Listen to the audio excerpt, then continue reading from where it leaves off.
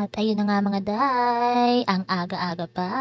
O, 'di ba? Siyempre aagahan natin ang pambubudol natin kay mister. At ayun na nga mga day, nandito na nga po kami sa Jollibee. O, 'di ba?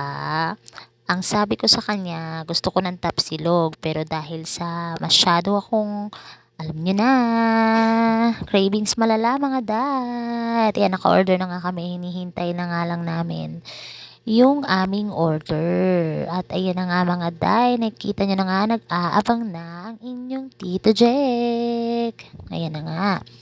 O, diba? At ayan na, finally, ang aming order. Yan, i-claim na nga niya. Actually, nag-order lang naman kami ng tag 1-piece chicken kami na spicy. Tapos, syempre, nag-request din ako ng chocolate sundae ko for today's video. Ayan nga, mga day. Syempre, kakain tayo for today.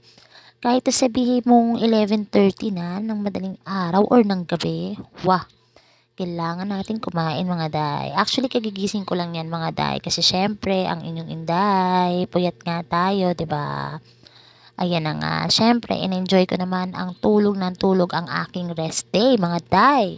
Kaya ayan, late na ako nang nagising. Late na rin ako magdi-dinner. O, 'di ba? At ayun nga, makita nyo, kumakain na nga kami mga day. Ayan. Craving malala ang inyong inday tagay. Di maintindihan bakit. Ayan na nga. At nakita nyo na nga, naubos na nga namin. Tapos na namin kainin ng aming in order. Syempre, lalapangin na rin ng inyong inday tagay ang kanyang chocolate sundae. Yan, di ba?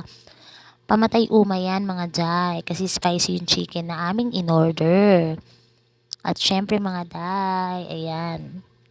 Kahit malamig mga day, gora. Lafang tayo ng Sunday. Ayan. At natapos na nga kaming kumain, lumabas na kami. At nag-crave nga ang inyong inday tagay ng malala sa minute burger. Kaya ayan.